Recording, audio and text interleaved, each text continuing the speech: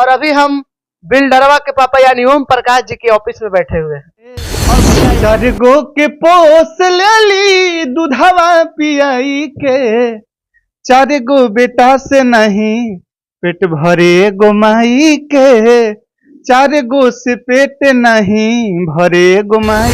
भाई जो भी है हमारे सगे संबंधी सबसे निवेदन है कि सभी का इंटरव्यू करे, जो अच्छा गा रहे हैं उनका भी करे। आप तो बढ़िया बढ़िया इंटरव्यू करते हैं, लेकिन बावर नानू मानव कह दी करीब दो चार गो बारह सौ मीडिया वाला पूरा जानी जे एकदम बावर के प्रचार कह के जे बढ़िया का बता।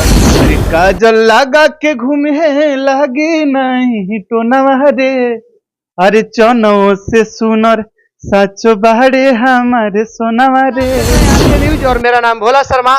तो आज देखिए हमारे साथ मंच के टंच कलाकार धीरज धड़कन ओझा जी जुड़ चुके हैं और हमारे साथ मौजूद हैं। और अभी हम बिल्डरवा के पापा यानी ओम प्रकाश जी के ऑफिस में बैठे हुए हैं और भैया यहीं पे मिल गए हैं। तो चलिए, आप सभी दर्शक से निवेदन है कि वीडियो को लाइक करिएगा, शेयर करिएगा, कमेंट करिएगा। तो तब तक के लिए बात करते हैं इनसे। स्वागत है हमारे आर के न्यूज में। चैनल के जरिए देखे वाला जी भगवान छोटा वाले सब लोग आप सबके भाई हम धीरज धड़कन सबके प्रणाम करे थे। कैसे हैं धीरज जी? बहुत बढ़िया। क्या चल रहा है अभी? गीत संगीत चलत था, का चली क्या का गीत संगीत चला था? तनी हमारे दर्शक के दुल्हन सुना दी पहले, ओकर बाद बात करल जाई।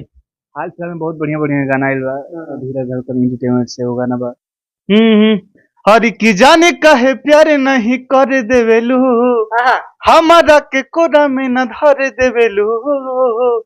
शिवानी जी कहतड़ी हरि की देह सुकवा हर बाला गल बुखार बा, अरे गलत नहीं इरादा करहो हे राजा जी, गदा पन ज्यादा करहो बोलो मुआ, गदा पन ज्यादा करहो।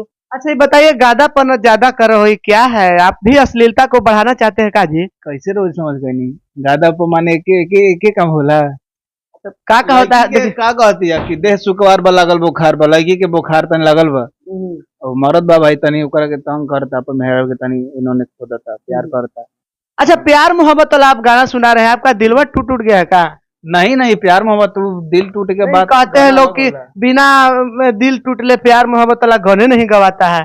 देखिए प्यार मोहब्बत के बाद सब अपन जानता खातिर श्रोता जो है लामी के गाइला जाए बाबू गाना बा हरी काजल लगा के घूमे लागी नहीं तो नवरे, हरी काजल लगा के घूमे लागी नहीं तो नवरे, अरे चनो से सुनर सचो बाड़े हमारे सोनवा रे। क्या बात? चनो से सुनर सचो बाड़े हमारे सोनवा रे। शर्ट सॉन्ग भी बहुत बा। हाँ बहुत। अच्छा, ज्यादातर आप स्टेज शो करते हैं? जी स्टेज काफी वायरल रहता है स्टेज शो। पहले ज्यादा स्टेज करते हैं, अब गीत संगीत हो माने एल्बम के दुनिया भी लगातार रहल बा और चैनल से भी ज्यादा गाना अधिकतर धीरज धड़कन ओझा एंटरटेनमेंट से आवेला। जी चलिए, आज आए दिन भोजपुरी इंडस्ट्री में बहुत सारा विवाद होते रहता है, इसको किस नजरिया से देखते हैं? ऐसा होना चाहिए? कौन नजरिए से देखा? दुए को ही नजरे बा तो कौन नजर से देखा? मैंने आज बहुत सारा ये सब विवाद हो रहा है, उसको कह दे रहा है कुछ, उसको कह दे रहा है।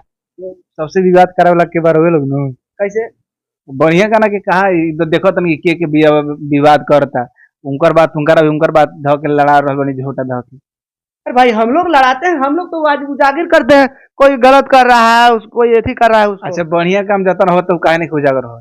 बढ़िया काम दिखाइए ना, कने बढ़िया काम हो रहा है।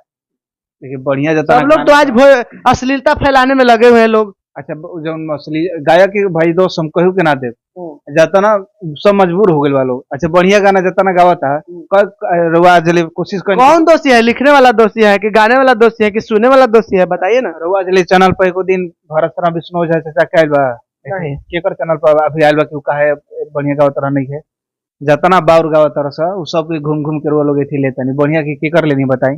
बढ़िया गावे लोग आउ लोग नहीं खेलो बहुत बा लोग, लेकिन बढ़िया की जतना गावे वाला रहे केहू के इंटरव्यू आदमी लेके प्रचार कइलस कि बढ़िया गाना कइले बड़े अब अहियो भरत चाचा गावेले भरत शर्मा जी। कहीं ना कहीं ये चीज पर ध्यान देना चाहिए मीडिया भाई, जो भी है हमारे सगे संबंधी सबसे निवेदन है कि सभी का इंटरव्यू करे, जो अच्छा गा रहे हैं उनका भी करे। आप तो बढ़िया बढ़िया इंटरव्यू करते हैं, लेकिन बावर नानू मानव कह दी जो दो चार गो बारह सौ मीडिया वाला पूरा जानी जे एकदम बावर के प्रचार कह के जे बढ़िया गावता 50,000 17,000 के वीडियो लगा के बढ़िया बढ़िया गीत माई पर। अच्छा माई पर वो गीत अभी हाल ही में नाम धरे पड़ी काश के जब से के नाम लोग धर देता हम बढ़िया के नाम प्रचार करे तो कार्य कर एगो गाना बा आइल बा हर की 4 गो के पोस लेली हर दूधवा पियाई के 4 गो के पोस लेली दूधवा पियाई के 4 गो बेटा से नहीं पेट भरे गो माई के